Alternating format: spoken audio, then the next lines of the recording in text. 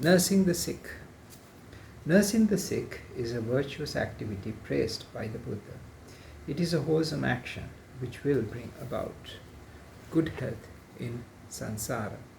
When a bhikkhu falls ill, it is good opportunity for other bhikkhus to show their kindness and compassion. The Buddha too nursed the sick on many occasions. It should be done by novice, medium and senior bhikkhus alike. Bhikkhus at whatever level of capacity should nurse the sick. One day the Tathagata, along with Venerable Ananda, while visiting the residences of bhikkhus, arrived at the residence of an ailing bhikkhu. Noticing the sick bhikkhu lying on excreta and urine, the Buddha approached him and inquired, "What is your illness?" Then the bhikkhu replied, "Blessed One, I have a stomach ailment." When the Buddha asked, "Do you have an attendant?" the bhikkhu replied, "Bhante, I do not have an attendant." When the Buddha inquired, "Why do the bhikkhus not attend to you?" the bhikkhu said, "Bhante, I do not do the work of other bhikkhus, so they do not attend on me." Then the Tathagata looked at Venerable Ananda and asked him to fetch some water to bathe the bhikkhu. Venerable Ananda brought the water, saying, "Yes, Bhante." Thereafter they took the sick bhikkhu outside and bathed him. The Tathagata poured water and the Venerable Ananda cleaned him. Thereafter he was robed and lifted onto the bed, with the Tathagata taking the hand and Venerable Ananda the feet. Thereafter the Venerable Ananda cleaned the dirty robes and cleaned the house.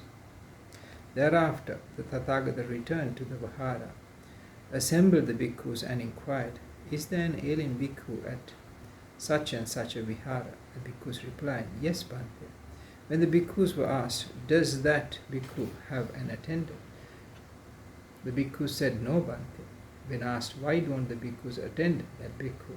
they said, "The bhikkhu is not one who attends on others. Therefore, bhikkhus do not attend on him." Then the Tathagata uttered thus, "Bhikkhus, there is no mother or father to attend to you. Bhikkhus, if you do not attend to each other, who will attend to you? Bhikkhus, if you follow my advice and nurse the sick, it is as if you nursed me. Bhikkhus, if a sick bhikkhu has a preceptor, such preceptor must nurse the sick person for life. He must wish for the recovery of the sick person. If there is a teacher, he must nurse the sick person for life, must expect the recovery of the sick person. If there is a cohabitant, he must nurse the sick person for life, must expect the recovery of the sick person. If there is an uttevasika, he must nurse the sick person for life, must expect the recovery of the sick person. If there is a co-preceptor, he must nurse the sick person for life, must expect the recovery of the sick person. If there is a co-teacher, he must nurse the sick person for life, must expect the recovery of the sick person. If someone does not have a preceptor, teacher, cohabitant, antavasika, co-preceptor, co-teacher, the Sangha should nurse him. If not, a minor offense will result, is the meaning of the above para. Sangha is responsible for a bhikkhu who falls ill after arriving at a temple as a visitor,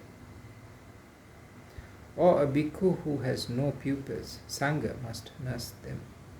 The sick too should learn to behave so as not to cause any difficulties or unpleasantness to those who attend on them. It is difficult for a sick person to receive good attention if he does not behave so. The Tathagata has said the following about the sick. Mahavagga Jivarakha Andhaka Jivarakhandaka. Bhikkhus, it is difficult to nurse a sick person with 5 characteristics. If the person does unsuitable things, does not know the limit of suitability, does not take the medicine, does not inform the meaning faithful attendant when the illness gets worse. When the illness is cured or the illness remains the same, does not bear up the pain which causes suffering and take away the life, and is sharp, wicked, and unpleasant and inferior. Bhikkhus, it is difficult to attend to the patient with these 5 characteristics. Good attendant.